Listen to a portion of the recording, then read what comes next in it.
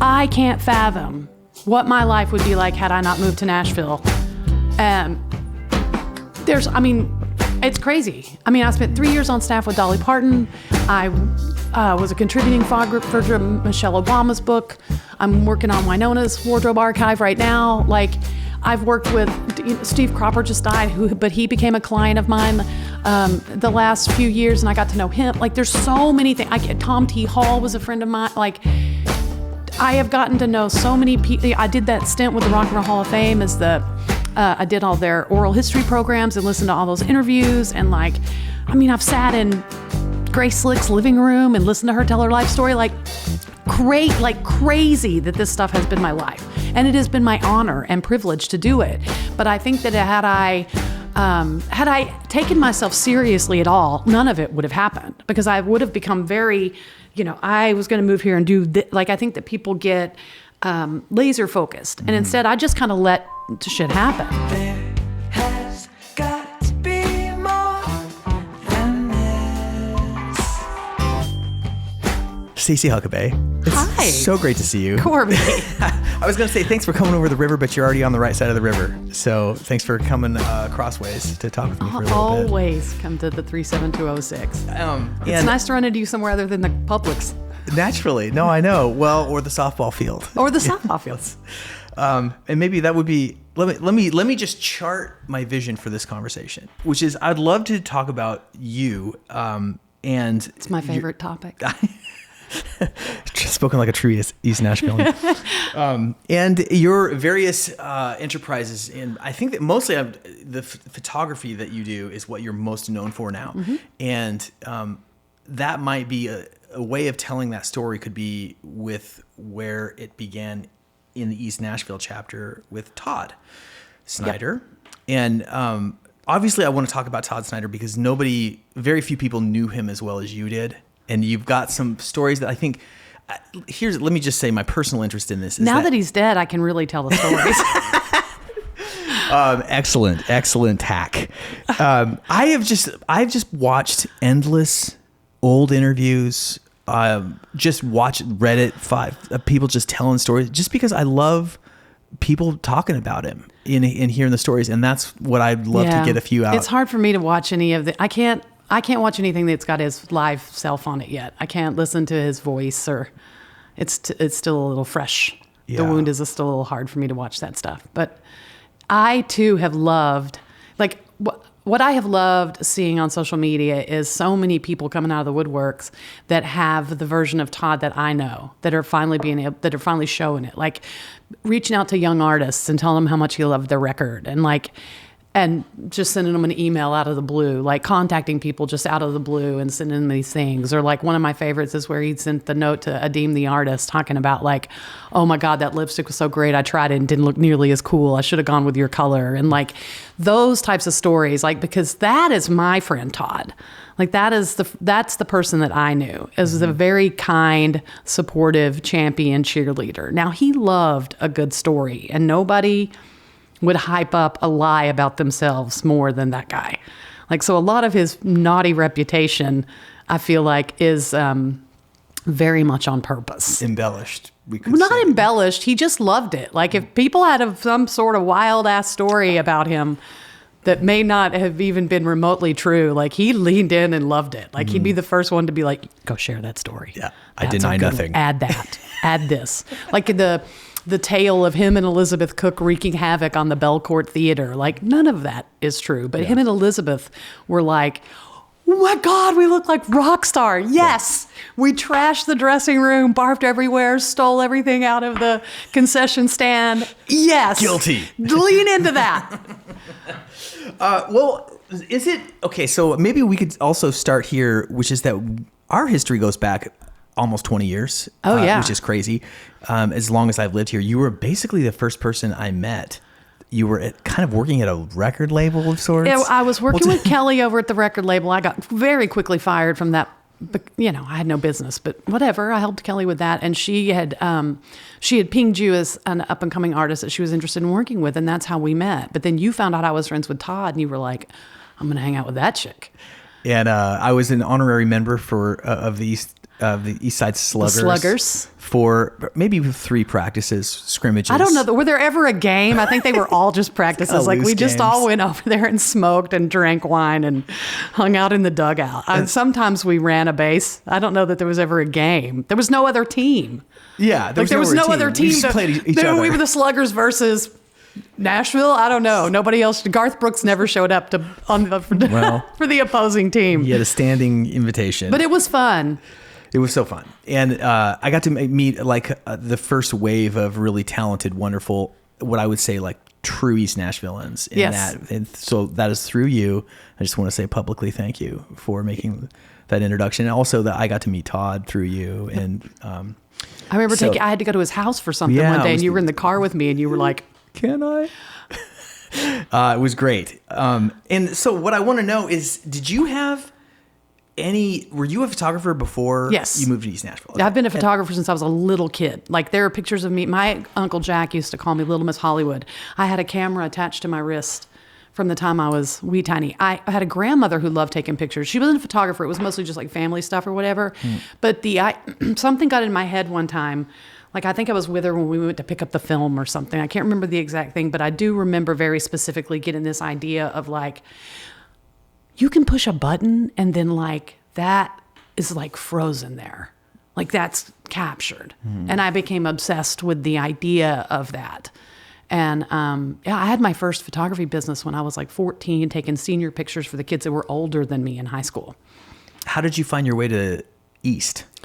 Well, that is a convoluted, long sort of story. I actually knew Todd before he ever had his first record deal. I was friends with a band called Son of Slam, which is, they're mentioned in one of his early records. I think the second record. I was dancing on the tables on it with Son of Slam.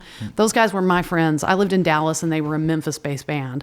But when they came to Dallas and played, it was a kind of a incestuous little pool of Memphis, Dallas bands. And that was back in the Pantera days. And like everybody was kind of that little road, that I-40 road between Memphis and Dallas was like the same thing. And so Son of Slam would stay with me when they would come to my house, and I was friends with their singer. I was specifically friends with their singer, Chris Scott, and Todd was obsessed with him because that guy is like, or especially then, was like Satan. Like, he was crazy. And Todd was lived upstairs from their guitar player, Eric Lewis.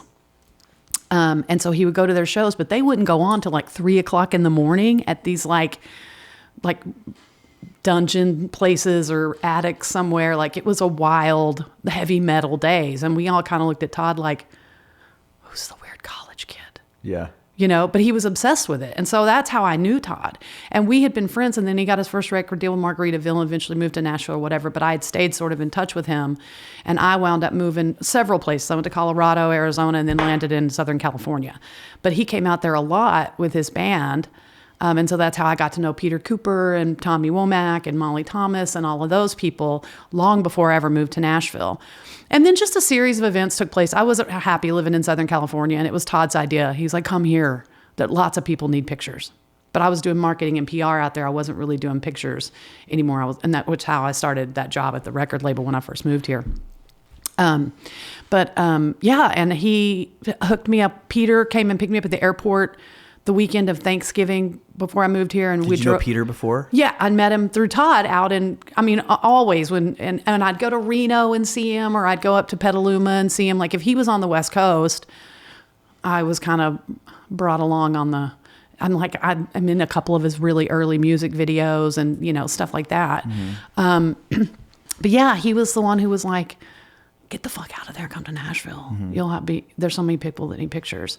And so really, yeah. So I moved here and moved over onto Fatherland and lived there for a couple months. And then a house came up for rent that was literally in the backyard, like our backyards kissed of where he lived I lived on Ordway. He lived on Ordway and I lived on Lakehurst, and our backyards were there. And we basically just formed a little compound there for the first 4 or 5 years that I lived here. Him and Peter just took me under their wing and took me everywhere and introduced me to everybody. And this is the late Peter Cooper we're talking about. Yeah. Musician, songwriter, journalist, music journalist. Yeah. Beloved figure of the scene. And so when, I'm tracing my steps now, where East Nashville Skyline came out And I came to Nashville. it was right after I was that. right in that window. in that Yeah. wave, yeah. That's when I came, because I heard that record and I was like, I have to. Yeah, be I'd been where here a this little while is longer with you. happening. Yeah, but yeah. I came right during that. I don't remember the exact timing of when that record came out exactly, but it was during that thing that was happening is when I got here. Do we have a photo from one of those early years that in that reel that you sent me that we could riff on? Is there one in there? I don't remember exactly what I sent you. I pulled stuff that you said. It's so hard because all of the pictures, like you were like, hey, pull 4 or 5 pictures that you could tell a story about with Todd. And it's like, that's hilarious because I've got a story for every single picture. Like they all have a story. But I don't know if I sent, I'd have to look at my phone. That's fine. Well, we have them. We're going to throw them up on this. Okay, show me and then I'll tell you what I got. We'll get there in a second. And I told you to pick whatever you wanted out of the pantheon that's out there. I was just glad you sent me those because baby's sick. This is my life outside of this. Yeah, no, all of those cherished had moment is had a chaotic. sort of a specific story, but like, I'll do an early pick. I mean, I have early picks. I don't know if it's one. Well, here's one. This isn't a pick, but it's you also have been known to sling a video camera now and then. Yes. And you shot that short doc, and this is probably the record after. I didn't that was, shoot the short doc. Like I did shoot. But you shot. You were well. This is where I'm going with this. It's Okay. called "Come to East Nashville." Yes. You can watch it on YouTube. Yes. And Todd showed so it's many you people came to filming East Todd. Nashville. So many people. That was my tour. Like the car tour, the car portion of that is literally the day I got here to East Nashville. And he had Elvis with him. Dave was the tour manager at the time. And Yeah. Dave called me at 6:00 in the morning and was like, go downstairs. Todd said, go downstairs.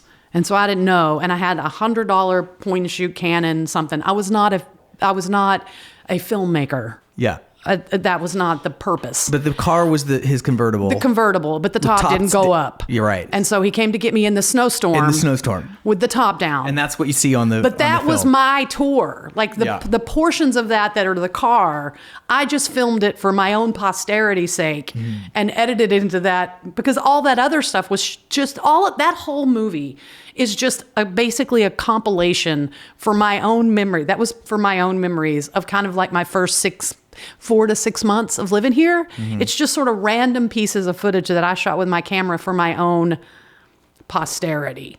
But that tour of Nashville, of East Nashville, that was my tour for when I got to town. His like showing his friend around town tour. Now you're here. Let me give you the specs. And that's what it feels like. It feels like a conversation among friends. That's what it was. Like it was, we made a lot of things that we filmed for other people, but that was not something that we made for other people initially. Like that was just me being like, what is happening right now? Because it was such a I moved here from Southern California. Like all of it was just such a mind warp for me to be here, and there's snow and all this, and with Todd, and I had just left this very sort of glamorous life in Southern California with palm trees and 70-degree whatever. But that was his tour of East Nashville to show me around the neighborhood. Maybe we could pull up one of those pictures, Jared. We got that? Oh, great. Oh, see, now I sent you this because, like, again, some of this stuff is like my. That's my friend Todd. Like he looks like he's waving at somebody, but he's not. Those are his geese, and he fucking loved those geese, and I'm kind of worried about them because he fed them and took care of them, but knew every single one of them. And there was a new guy this day. There was a new geese in the thing, and he was yelling at him like, "Hey, who's that? Who have you got in the group?" Like that's just me out there one day that we weren't shooting pictures, we weren't working. Like a whole lot of my relationship with Todd is not working. A lot of my relationship with he would just email me and be like, come to the house, or bring the dog and come to the house. And so that's just one day we were hanging out and he went out to feed the geese. And I just thought, nobody gets to see that side of him. Like that he's just a dude with a herd of geese. And he loved it. You wouldn't, the little wagon is just so that he can drag his big giant buckets of peanut butter out and hurl them into the grass for the geese. And they knew when he was home and they knew when he didn't. It was their relationship with the geese was a weird thing because the geese sort of knew. They knew their man, yeah. They knew their man. But yeah, that's him waving at a goose. Click us another one, Jay. Oh, and This is a beautiful shot. This is a beautiful shot. This is another one of those things where he would call me out, but I knew when it was a little more serious because like he'd send, like I would get email. Usually it was emails. He wasn't a phone guy. Wasn't a phone guy. But he sent me an email and he was like, get your camera and come out. And he did this a lot with me. And I got to go, and now I got to go find this footage. And that's partly why I'm doing this here, because I don't know how to do this on social media. Some of these pictures, I'm doing this here with you because I don't know how to do this properly. He gave a whole weird, not interview. He just had a lot of things to say to people and to the general public and to his fans. Mm-hmm. And then when we were done, he would say, you'll know what to do with that one day. So you have I have several of these, but this is the still that I took of this monologue that he gave. He always knew, I think there was a mutual understanding between us that I would be around after he was not. We had lots of conversations about that. And this is one of those nights. And now I've got this stuff and I'm supposed to know what to do with it, and I don't have any idea what to do with it. Well, he didn't say when you would. So. That's correct. He did not give me a time frame. But yeah, so I've got to go now pull some of these interviews, but that's for one from 2015. That's shortly after he moved into that house out at the lake. Mm. And yeah, he gave a whole and the stuff he has to say in there is specifically for his fan base. And so I got to go get that stuff now. But thankfully you're not just creative, but fairly organized too. So I imagine that footage I is love findable. that you think that about me. Well, but I'll find enough, it. You know what I mean? This is another one of those things where he would call me out. This is sort of, he just called me and said, come to the Cash Cabin. And I don't remember what he was working on. I think that whatever he was working on this particular night at the Cash Cabin may have never come out. Sometimes he just liked to go there and make music. But this was in the middle of the night, like the middle of the night. But this night also was, and there's a couple of Blind Lemon Pledge things in here, but this was in his Blind Lemon Pledge era. And he was like, come outside. And we went out on the porch.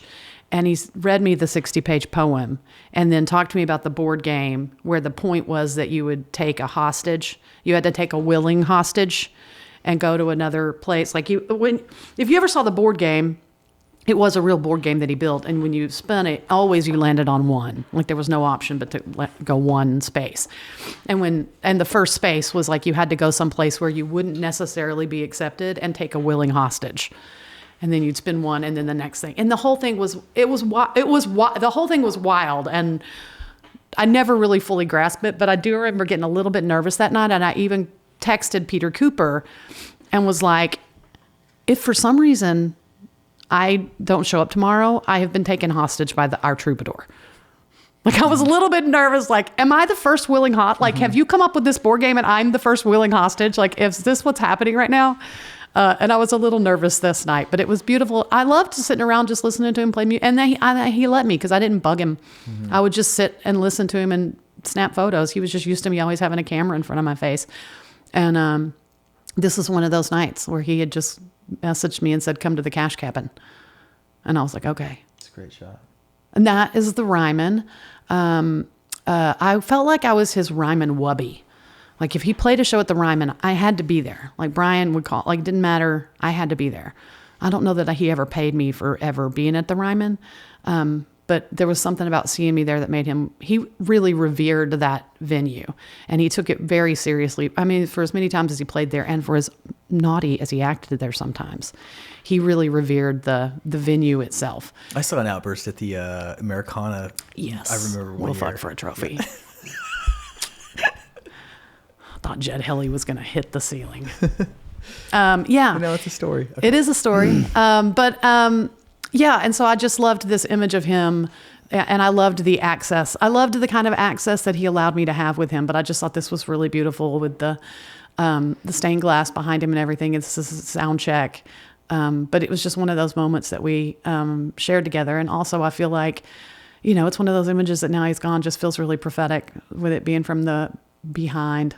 It's an iconic photo. I mean, I could see that being in the up at the Ryman. You know what I mean? Yeah. this I love because he's telling me a story, and this was not a photo shoot. He had just gotten that chess set from somebody, I don't know. But I have a picture of Gary Rossington. That's a portrait I took of Gary Rossington when I was doing the oral history program for the Rock and Roll Hall of Fame. And Gary Rossington, when I did his portrait, famously set up this chessboard in front of him for his portrait, which I thought, and Todd and I laughed and went over that picture a million times, the symbolism and all of the things that Gary Rossington could have potentially meant by this picture of him with this chessboard in front of him and playing this game of chess, especially considering the details of that interview that we did with him. Like, he would take breaks and go talk to his publicist. And the fun thing about doing those interviews I did all of the remaining living members of Skinnerd. All of their stories were vastly different as far as like who was all of the stories were different except for the plane crash. And then that story was exactly the same amongst all of them. But Todd and I particularly loved this image of Gary Rossington because he loved that stuff. And so even though I'll probably get Don't Sue Me Hall of Fame, but I let Todd listen to or watch the video of that interview with all those guys because he was obsessed with it. Mm-hmm. So I let him watch those interviews. And so he was obsessed with this picture of Gary Rossington after this interview of this chessboard in front of him. And so as I was sitting there that day, it just struck me. It's a very different portrait, but he was telling me some kind of story. And similar to what we're talking about here, like he loved narrating. He loved a story about himself. You know what I mean? Like he sort of played chess with that sort of narrative himself. And I just thought that it was a fun shot. And also what nobody can really see, but what I love in it, if you look closely, are his toes peeking out over the rook. Just those big toes over there. But yeah, it just was one of those pictures that I thought I just snapped it while he was telling me some kind of story. It's also kind of meta too. I just feel like, because Todd, while he kind of portrayed sort of this aimless, happy-go-lucky, good hippie of goodwill, there's a high degree of calculation in a lot of what he did. One of my favorite stories about photo shoots with him is like he was doing a photo shoot for the East Nashvilleian, and we did this whole photo shoot, and he put on a sweater and a scarf, and we did this stuff, and it was snowing, and he was leaning against a light pole down at the front of the 3 Crow bar, and we did all these pictures of him, and they were very stylized and very for the East Nashvilleian. And then he called me like 2 days later and was like, throw away all those pictures, which I didn't throw them away, but I was like, okay, I won't turn them in. He's like, meet me at the family wash. And I'm like, okay. And he had pulled up in that car, and he had on just a t-shirt where he had written in Sharpie, like whoever his player was, whoever his player was at the time or whatever. And I was like, what are we doing? And he's like, this is the East Nashvilleian photo shoot. And I was like, really? And he goes, yeah, I forgot. I don't give a shit. So it was like, I just thought that's so brilliant. Like it was so calculated. Speaking of calculated, yes. You know what I mean? Even the not giving shit was calculation. Was like, wait a second. I can't look like I give a shit. I can't look like I give a shit for this photo shoot. It was how much he gave a shit about the photo shoot. Yeah. And I sort of loved, I love that about that. So that's what I love about that is that we had this, we would sit or he particularly loved that image and would go into great detail of like the imagery of it and the thing and the juxtaposition and the chess piece and like all this stuff. And have got that shot of him at his house while he's sitting there telling me a story amid all the chess pieces to me, I just thought was fitting. Perfect. And this is just, I mean, this is one of our last photo shoots. Our photo shoots were also, I say that, I'm one of the only people that really got to be his photographer because he didn't like being directed. You couldn't direct him. So we would just hang out and talk shit. But he had on that shirt and then he had that thing hanging on his wall and just the chaos of all of it is what made sense for me. And it's just one of my favorite pictures. And as you can tell, like he's not posing, like he's still in the middle of telling me a story. Like he always was telling me stories, but I just loved all of that chaos surrounding him and his little piercing blue eyes. It's just made so much sense to me. Like to me, that sums him up as a person. What year do you think this was? Oh, this was recent. This was like, not last year, but maybe the year before, 2023, 2024, something like that. I think 2024, maybe 2023. Recent. Yeah. Great shirt. Is that stitched together? Somebody made it. Yeah. I guess. Yeah. It's probably in the estate. It's probably over at his house right now. Or gone. There's no telling. That's right. What is up with this photo? Okay, so this is Blind Lemon Pledge, and this was a fun day. This was ridiculous. So again, we called them picture day, but we didn't call them photo shoots. He'd text me and be like, the boss or the label or whoever needed new stuff. He'd be like, it's picture day, come out. And this particular day descended into madness pretty quickly. Not quickly. I think I was there for like 12 hours that day. Mm-hmm. There are thousands of pictures from this photo shoot, but it's just picture day. But it started with him jumping around in his bedroom, and he changed clothes lots of times, and we just hung out. But unbeknownst to me, at some point in the afternoon, he had taken a ton of acid. And again, this was during the Blind Lemon Pledge phase. And all of a sudden, he started painting himself yellow in the bathroom, which I've got pictures of that too. Very weird pictures, but painting. Yeah. He's painting himself yellow, and then we went out and hung around, and then at some point, he decided he wanted to get the yellow off, so we got into the lake. And so I was like, before you dunk yourself, I got to get this. And so we shot all these weird pictures of him. That's Blind Lemon Pledge. So that's not a photo shoot necessarily of Todd. That's Blind Lemon Pledge. Right. No.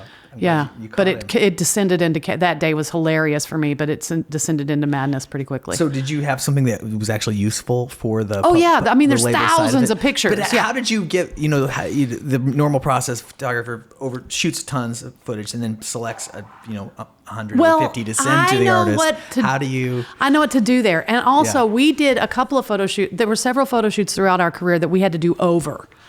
Because he would come out, and I don't think I sent you one of those. I should have. But we would have picture day, and I would send him the pictures, and he would love them, and he would send them out to friends and whatever, and people would love them. And then I'd get an email and be like, we got to redo it. And I was like, why? And there was always some stupid reason why. I don't look high enough or something. I'm like, you're real fucking high. There's no way that you don't look high enough. Like what? And so one day I kind of pinned him and was like, for the real, can you just tell me? So I don't want to waste your time. Like what happens there when we have to reshoot? What is the thing? Is it the lighting? Is it the setup? Like, what's the deal? And he was like, you got pictures of your friend Todd. That's not the guy that plays songs. I forgot. He would get out of character. Like we would just be hanging out, and he would get out of character as Todd Snider, the guy who writes songs and performs and plays around, and they would be pictures of Todd that he recognized. And those go back early, felt you could see one of my first photo shoots of him when I came to Nashville, like some of those pictures of the 3 Crow, and there's a picture of him like this in a beanie that I'd posted on my Facebook thing after he first passed. Like that came from one that all those had to get tossed because he was like, no, that's your friend Todd. That's the guy. That's not the other guy performer. Yeah. And we'd have to reshoot, and he had to stay in character for that. Hilarious. But this is one of those days where I don't know what, I really think that is Blind Lemon. He was so heavily into it he wanted his little photo shoot at Blind Lemon Pledge, and so we got it that day. But when I go through them, I kind of have learned over the years what the label needs. Like, so I'll send him everything. Like he got everything because he got a kick out of it. But then I would send him a separate folder and be like, these are the ones I've got picked to send over to, your management or PR. And he would yay or nay what was going to go. But we got pretty good at that. I wonder if this was one of those photos, but this is years and years ago. But it was a shot that you had, we were hanging out a lot more back then. And it was a shot that you had taken, I think at Eric's house down the street. They were recording or something, or he was listening to a mix, but it was like from behind. And Todd's sitting at the desk at the mixing console, and just the look on his face is just absolute, like nothing left to chance kind of expression, just so deliberate. And that I was just like, that's the secret Todd. That's not the Todd that is the public face of Todd Snider he took everything really seriously. That's, even the absurdity was serious business to him. That's why he really leaned into those wild stories and tall tales and stuff. Like he took that all very seriously, and none of it was about his ego. It was all about this bigger story that he felt like was being told about him, and he was open to any and all of it. And he really did buy into like a lot of the stuff, though. He really bought into it. Like that whole thing of like just sort of living this lifestyle of like making it up as you go and like being whatever it is that you want to be, or turning yourself into whatever it is you want to turn yourself into. Like, he really believed that and bought into that and meant that for himself and for other people, is that like, you can literally wake up tomorrow and decide, I'm going to do something completely different and be somebody completely different and do something completely different and do that. And now you are that. And this other thing is now dead and gone. I think that the idea of Jerry Jeff Walker being like a Jewish guy from New York and turning himself into Jerry Jeff Walker really hit with him. Like that, he was like, you can really do that. And he really bought into it and believed it. There was in one of the interviews I came across, something that he said that really rang true for me as some kind of like indication of whatever it is, this little rubric I'm following that's guiding my own atmosphere of chaos, we'll say. The expression he uses is like, music can be like for money or for medicine. And it tends to be like on the other side of the river, the music road guys, not to take anything away from that pursuit, but a guy writes a song and some other guys get together and they're like, if you change the name of the girl here or just push the chorus up front a little bit earlier, it's going to have a lot wider appeal. And there's this starts to be this little introduction of calculation into how the song is going to be received or to maximize its commercial potential, blah, blah, blah. And that's all fine if that's the game that you want to play. But he was just like, for me, it's the medicine. The medicine is the important thing. And that rang true so strongly for me. I wanted to mention it right now because it has been like the thing that I've pursued in my own way. Like whatever success or lack thereof has come my way or not has been not incidental, but like secondary to the thing. It's the song that happens that you make in this like sacred space. It's a medicine for your soul. It's a way that you like, it's something you have to do so that you can understand yourself in this terrifying world that we live in. And maybe some other people, it has meaning for that. And I feel like that's what it comes through over and over again in the songs. And he believed in art in all of its forms. He believed in dancers. He believed in painters. He believed in photographers. He believed in filmmakers. He believed in art. And he did it for art's sake. And in fact, one of the last projects he wanted me to do for him, maybe I will at some point, I have no idea, but he wanted me to make a movie about him that was for little children, to be a movie about Todd, like for them to go live their life. Like he somehow wanted to be a role model for children, how to live their life, which I was like, I don't know how to make that movie, Todd. I can't say are you sure you wanted to be for little children? And he was like, yes. And I'm like, we're going to have to work on the screenplay. You know what I mean? Yeah. Like I'm going to need to nuance that a little bit, but he really believed in that of like being in art. Like when Leon, my dog, was sick and I went to work at Banana Republic, he found out that I was out there working. But first of all, he thought I kept saying I couldn't go watch football with him. He wanted me to come Tighten Up, which was our code for come watch the Titans. I was like, I can't work in at Banana Republic. And it didn't dawn on me that he wouldn't know about he wouldn't go to the mall, right? Yeah. But he thought that I was saying I was, working like in the Banana Republic. You know what I mean? Like as a code. And he was like, that's so funny. Yeah, so I went out there finally one day and he was like, that's so funny that you say that. I love that. I've been using that. And I'm like, what are you talking about? No, it's the retail store. And I'm like, no, I'm folding chinos at the mall. And he was like, oh my God. And he freaked out. But by 9:00 that night, he was like, you're calling and quitting right now. And I was like, I can't. And he was like, the fuck you can't. You're picking up the phone. You call that guy right now and quit that job. And he started making phone calls and had me some gigs and stuff lined up. But he was like, that will crush your soul. Because it was funny too, because when I walked up to the house, he goes, you look like shit. And I was like, fuck you. Like, you look like shit all the time and I never say that to your face. How could you look at me and say such a thing or whatever? But he knew me so well. He could tell that my spirit was just fucking deflated. And that's where it came up. I'm like, well, I mean, the dog just died and I'm working at the Banana Republic. And he was like, that's so funny when you say that. And that's how that started. But by 9 p.m. that night, he had me other work lined up that was like creative work. He was like, you can't, that will squash you. Like he really believed in art and in artists and that you should do that at any cost. Like if you have to live in poverty to do it, it's the most important thing is to live a truly authentic creative life. And he really believed that all people were creative. Like I think it broke his heart when people worked at the store or worked at the mall. Like he didn't want that for people. He wanted them to somehow figure out what their artistic path was and to live that life. That rings true for me so much. I don't think you can tell, but I have that has like been my guiding star my whole life long, and it's happening right now. This is that version of that. Yeah. At this moment, it's just like refusing to do that which will end you spiritually. Yeah. That has been. I will live in a car. Yeah. And have. Yeah. If that's what I need to do, so that I can have this little bit of time to make something.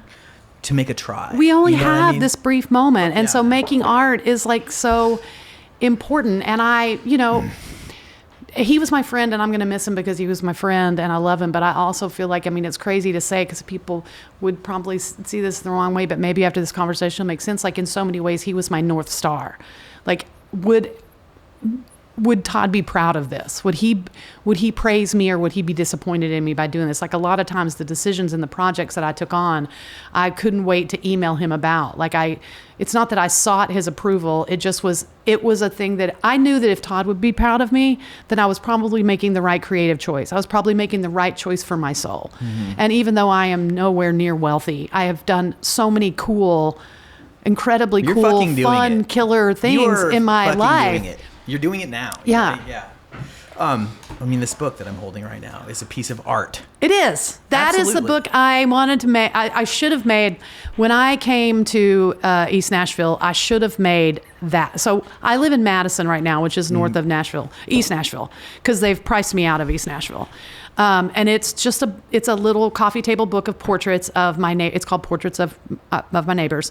And it's the small business owners, the artists, some of the street people, the girl that works at the Sonic. Like it's a snapshot of the people that make up, and all of the pictures are done in the space where those people are. They aren't portraits where they came to my house with fancy lighting or any of that kind of thing. It's in their space. Because I wanted to kind of capture the moment in time of what Madison is now, because it reminds me a lot of East Nashville when I first moved to East Nashville. Like there's a recording studio next door, and there's some filmmakers that live around the corner, and like there's a holistic massage guy on the street behind me, and like there's all this little pockets mixed in with like the guy across the street who definitely sells cocaine. You know what I mean? Like it feels very similar to what East Nashville was when I first moved there. And so Justin Amaral wife, Laura, had come to me with this idea of doing this book about Madison. And I love the idea of this, of like capturing this snapshot in time of this place and the people that inhabit it and the buildings of it. And there's some street photography of just like the graffiti and that kind of thing, mixed in with some of the newer businesses that have come in. I didn't want to be like change is always going to happen. If you can't get behind change, you're going to really struggle in life. You know what I mean? But I just wanted to capture this little snapshot. So we got a grant through the Metro Arts Council. And luckily Vanderbilt Press took it on as a project of love for Vanderbilt Press, but it'll live in the United States Collegiate Archive, and also will live in the Nashville Public Library System for perpetuity. We'll never see a penny off of it, but I'm thrilled with it. I'm happy that I did it. It just captures a moment in time that will live forever. Yeah. So And precious. after living through the stuff of East Nashville, when I moved to Madison, it just felt like such a right move to do something like that, because I didn't realize what was going to happen to East Nashville. And so now it becomes very awareness of me to capture things in a moment before which has always been the driving force behind all of my photography, is to capture a moment before it changes. Let me ask you a question about relationships and Todd, and also anything I ask, if it's just too weird, it'll never have existed on the podcast. But so oftentimes a person that's as talented as maybe he is and is driven, maybe it can be single-minded about pursuing their art. And I think a lot of what we've been talking about has shown a light on Todd's single-mindedness about being Todd. And with that comes, it's hard to live with people like that across time. And it seems like you guys, I'm sure there have been ups and downs, but you've managed to, you were on great terms when he passed. Oh, yeah. And so what do you attribute that, Stacie? Being flexible and allowing people to be themselves. I think it's the key to one of the reasons that I feel like people resonate with me as a photographer. I don't want to say it's one of the reasons I'm a good photographer. I think it's just one of the reasons that clients and people resonate with me, is because I have a very infallible ability to just allow people to be who they are without expectations. Todd and I definitely had our ups and downs. We fought. We had some knockdown dragouts over the years, but always at the center of it is I allowed him. I think that's why our photo shoots work. Like I just allowed him to be who he was without judgment. And many times I would tease him, like the very things that other people would criticize him for, being irresponsible or like whatever. Like I would praise him for it and be like, I think it's genius. Like the fact that you don't have to carry keys or a wallet or a driver's license. You don't know who your insurance carrier is. Like, teach me your ways. You know what I mean? Like, because I have a million responsibilities and you have zero, and people will criticize you for having zero responsibilities. But I look at that and I'm like, oh, that'd be nice. You know what I mean? Like, it's so but I feel that way about people in general. I think it's one of the reasons that I worked in the homeless outreach for so long. Like it's allowing people to just be who they are and meet them where they're at with no expectations or without pushing them to do something different or to live up to what I expect somebody to be or to think or to feel or to do or to dress or to just let people be. Did you ever, and I don't ask this with any judgment at all because I get what everything you're saying. Did you ever feel like you were enabling or, like sometimes a person can be like that and maybe when they should step in and be like, dude. Well, I don't. I mean, because like I said, we got into some knockdown dragouts, and there were things about some aspects of his lifestyle that I didn't like, and we fought about it. I mean, I'm not going to get into the specifics because plenty of people have lots to say about how he lived his life, and first of all, it's none of my fucking business. Sure. You know what I mean? What he does with his personal life or what he does with his body is it's 0% my business. I loved him as a person and wanted to see him be healthy and make right choices. But like, he knew where, I mean, I think that you can allow somebody to be who they are and also tell them what things that concern you or that you'd like to see people do differently. But at the end of the day, if it's a really toxic relationship, sure, you can cut somebody off and end it if it's a toxic relationship. But if it's somebody that you care about and it's not affecting your personal life, like the thing is that the choices that somebody like Todd made for himself had zero effect on me in my life. They didn't affect me other than my care for him. He didn't push any of that on me. I didn't live with him. You know what I mean? It's not like he came dragging Dave Schools into my living room at 4 a.m, tripping on acid. And I don't know that he did that to anybody. No offense to Dave Schools. You know what I mean? But I didn't have to live with it. So it never created a toxic place. And I had strong boundaries with him. Like we had very strong boundaries with each other of like what I could tolerate, with the amount of chaos I could tolerate in my life and the amount of chaos that I could not tolerate in my life. And that also, I think, helped. So maybe it's setting boundaries with people. I think that's the thing is it's just setting boundaries with people of being like, this is what I can tolerate. This is the level of chaos that I can tolerate. This is the level of chaos I cannot tolerate. And there were times we had conversations. I mean, I posted it in my story on Facebook about it, but it's a true story. Like he wanted me to come to Texas when he was doing that Cheatham Street warehouse takeover after Kent Finley had died. And I was like, fuck you. I'm not going to Texas with you for a week. No way. We'll kill each other. Because he wanted me to stay on the tour bus with him. I was like, I think that through. You and me on a tour bus with a band and Rory Carroll and all these people. Think that through. I need a hotel room and an exit plan. And so he finally was like, okay, I'll get you a hotel room. And also, you can charge, and that was a number he came up with, which is like $1.79 insanity charge for every minute that he made me crazy. I just had to notate on the invoice, if it was an hour, 60 minutes at $1.79 a minute, whatever. And this was the insanity charge, and this is what it was for. But like and on my invoice as a Todd, there is a slot for it. I never took advantage of the insanity clause, but I think that also speaks to his character. Like his willingness to recognize, there are people who can be an ass and they're never going to recognize or own. Like that's part of our friendship is that he was willing to recognize his flawedness in that. You know what I mean? Like, and that meant a lot to me that he wasn't just like, I'm paying you, come do whatever. He knew who he was. Yeah. And he allowed me to that. And so I think also that plays a lot into long-term friendships or relationships or anything like that, is that you setting strong boundaries and somebody being willing to say, I recognize that I'm flawed and this is where I make you nuts. And so I'm going to make this allotment for you is a huge part of it. Where's that floating picture? Jen? Oh yeah. See, I was supposed to post that when he died. And I can't. Yeah. And that was after he had washed off the Blind Lemon Pledge. And that's the last frame that I shot that day. And when we saw it, we both thought it was just haunting and weird and whatever. And we joked about it. It was his idea. He's like, when I die, you got to post that. And I still can't. But I do love it. It's peaceful. And he had finally washed off all of the costuming and the makeup and the everything and was just floating in his lake. And our picture day was over, and he wound up getting out of the water and drying off and going in and going to bed and sleeping off the acid trip he was on. And I drove home thinking, wow, what a trip. And yeah. And so I posted the picture of him tipping the hat. Cause I love that shot of him tipping the hat. Cause it's just a nod to who he was as a character, but that's the one I was supposed to post. And I have failed him in the end because I can't. Well, it's going to live on this podcast. But I gave it to you to post because I feel like now I've at least, I have met my expectations. I'm honored to be included in the process. Yeah.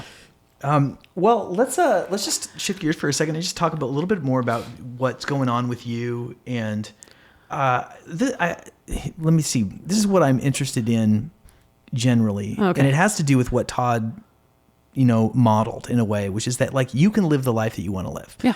And you moved to Nashville. You weren't in your 20s. Oh God, no. And you started out in a new community. I was almost 40, I think. I was 30 something. I don't know. Yeah. Yeah. And it's just like this.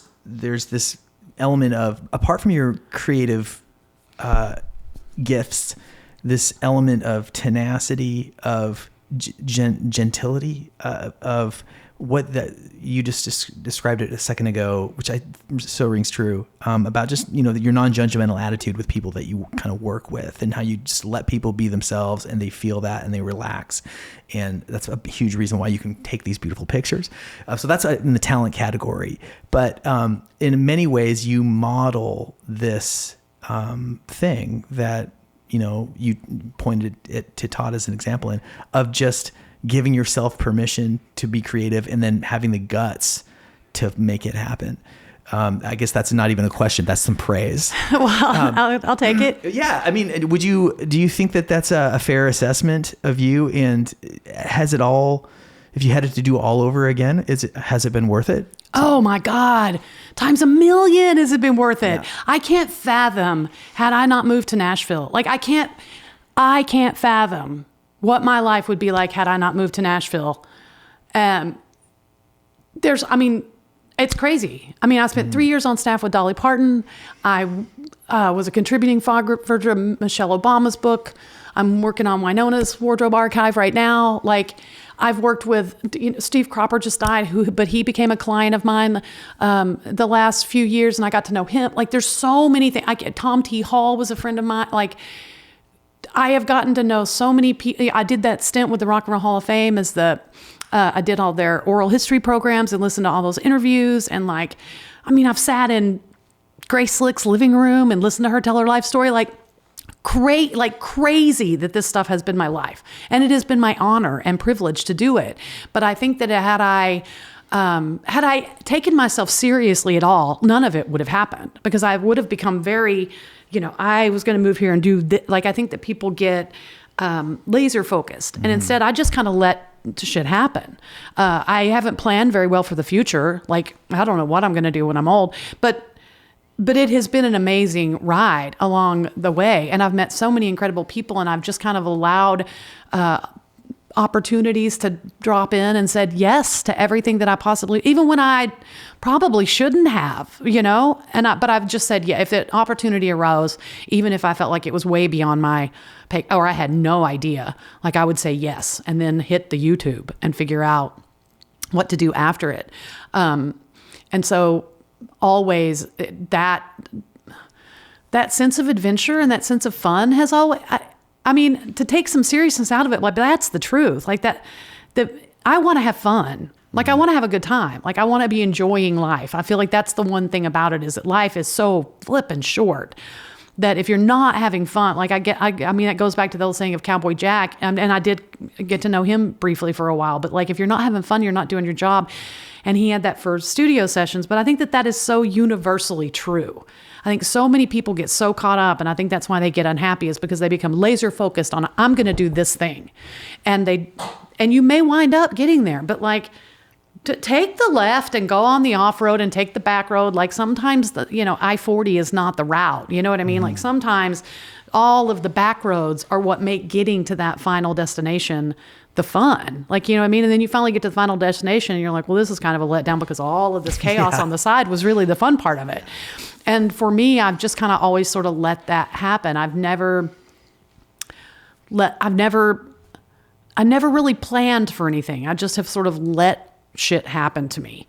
And I feel like that in a lot of ways that has been a contributor to how I've accomplished anything. Like even that little book we're talking about, like Laura met me for coffee and was like, and I was like, oh my God, yes. Like, I can't take any credit for coming up with the idea for the book. When she presented it to me, I was like, yes, and had a million ideas about it. And was passionate about doing it. But like, I've just always kind of let things happen, because I think I always have certain goals. Like there's certain goals that I have, or certain things I'm working towards. Like I do love clothes and I do love fashion. And so like doing Dolly Parton's wardrobe archive and being the director of photography on her behind the scenes book, and doing the Winona archive, and even the Michelle Obama book, like that stuff is really fun for me because I really love clothes and I really love history. Like I'm a nerd about both of those types of things. And so like, even for me now, I've got this whole other sort of life on TikTok now, and it's a complete fluke. I mean, I've got like almost 80,000 followers or something on there. People are always like, what? Big talk. Yeah. But it's just because, but I also allow myself to be ridiculous on there. You know what I mean? Like, but it's really clothes and fashion, especially geared towards women over 50. Like and it's not serious in that way. Like it's always sort of ridiculous. Like what I'm doing is sort of ridiculous. Like I've just turned a wall in my kitchen into this little set design and whatever. But I want to inspire people to break out of their ruts. I want them to inspire them to have fun. And if I can find like the weirdest shirt on the internet, why wouldn't I sell you that weird shirt? Like go wear the weird shirt. Like we're in our 50s. If there's a time to do it, let Iris Apfel guide you on your journey. You know what I mean? Buy the ridiculous ring, wear the silly necklace. Like all of that makes me super happy. And the end goal of that really is to like figure, I don't even know what the end goal is, other than I feel like there is an avenue for me that's not necessarily, I've always been a photographer. And I love that this platform allows me to be something other than that. Like people on there know that I'm a photographer. And if I offer a print on there for sale, like I offered some Dolly prints on there because I've also got the cover of her new book. So I was like, whatever, I'll sell some 11x14s and people eat it up. You know what I mean? They know I'm a photographer, but it's this beautiful avenue where I can be something, I can be a side of myself that's outside of just being a photographer. And I love that that's how people know me on there. Or like, I love when people are like, you're a photographer? And I'm like, that's my biggest compliment on there, is if they don't know I'm a photographer, I'm like, yes, I've done something right. And I feel like artists, like while I'm on this podcast that's normally geared towards musicians and stuff, I will say to you artists, as somebody who has 80,000 followers on TikTok, which on TikTok is not very many at all, really, is that it is a platform where, speaking of breaking through and allowing people to be themselves, it is a platform where you have to break down that fourth wall. To become successful on TikTok, you have to let people get through the fourth wall. Don't get on there and play your guitar in your kitchen. You can sometimes, but mostly show them how you make your favorite spaghetti recipe. Like show them what you pack for tour. Show them your animals. Like show them, your flaw, show them when you break something. Like you have to allow people, and I feel like artists miss a really incredible, there's an opportunity on TikTok that people have missed because they don't get the platform. They think of it as traditional social media. Whereas on Facebook and Instagram and all these places, people have signed up specifically for your content and the fourth wall content that you've created. And on TikTok, those people will follow you to the ends of the earth. Like you have an opportunity there to create a fan base that will follow all of your music and buy all your records and do all of your things, but also will love you for you, like as a whole flawed human being. And that fan base is probably going to be more diehard than anybody you're going to create on Facebook and Instagram. And I think people miss it because you can create this really incredible community on that platform. I love the community. And I've made so many real life friends now through that platform all over the world. Like I could go to Australia right now and have places to stay.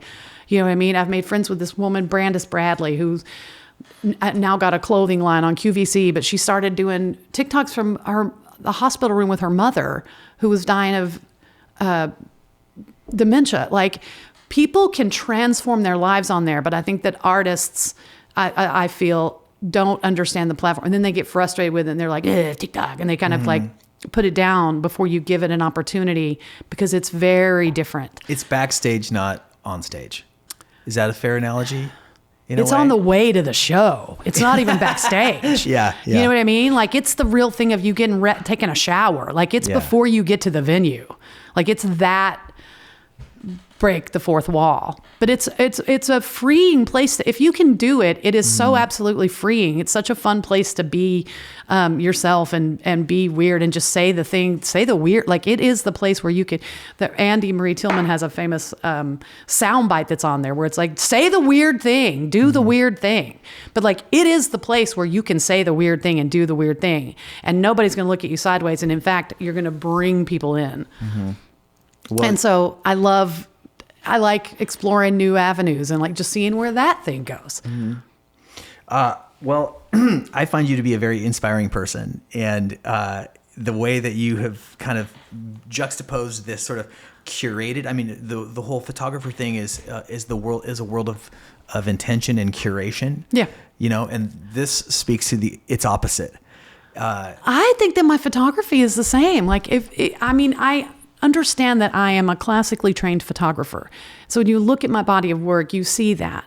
But if really behind the scenes, and that is the thing, like behind the scenes, it was all chaos. It's always controlled chaos. And if it's not, I probably didn't have fun and the pictures probably aren't that good. Like there's always an element of that in sort of everything that I do. There's an element of chaos. I don't want, I think I actually did another little podcast yesterday. It's a totally different type of thing than what we're doing here today. But I was talking about that my goal is always to get, it's the same thing like we were just talking about with TikTok, but my goal always, no matter who's in front of my camera, my goal is to break the fourth wall, at least with me. You know what I mean? Like, I don't want to go into a session and have you sit and we're going to do this very serious moment. Like we're going to put on weird music. I'm going to try to take it down to as low amount of shit and people as there is. Like even when I do portraits with Dolly Parton, like it's not a big, like it's not what she does with other photographers. It is very scaled back. It's 4 or 5 people. And a lot of times she'll kick people out of the room because I want to get to that thing, like that when the eyes are the window to the soul. I want to get to that real that thing inside the person and not the curated image that people have made up to present to the world, because I think that first of all is the more beautiful part of a person, that reality, that person who they really are behind the whole facade that they've created. That to me, allowing people to be themselves, like that's to me the interesting person. That to me is the part of you that I want to photograph. That's the thing I want to get to the center of, not this image that you've curated for everybody else. I think that's a really good way to end it. This is really positive. It's been, I thought this would be a little bit more sad, but it's been kind of a joyful conversation about a man that spread joy everywhere. And I love how he touched you, and you were like taking that baton and charging forward in your own way. And you're still like, you got a long way to go. Oh yeah. What are you going to be doing this time next year? It's like anyone's guess. It totally is. And I love that I lived that life. Yeah, I love that literally, like, if people are like, where are you? So you're in 5 years. I have no idea, and I wouldn't want to guess. Because every single time in my life that if I tried to predict where I would be in a year or 5 years or 10 years, I would have completely screwed myself. Like if I could have planned, like if somebody had asked me when I was like 20 or 25 years old, like pick your ideal life. Oh my God, I would have screwed myself so hard because I would have missed so much along the way. Just stay fluid. Stay fluid, folks. Stacie, thanks for talking to me. Thanks for having me over, Korby. Let's hang out again soon. Yeah, absolutely. The Morse Code Podcast is produced by Korby Lenker and Jared Hammond in East Nashville, Tennessee. Our executive producer is Randa Newman. You can find full videos for this and all previous episodes at morsecodepodcast.com.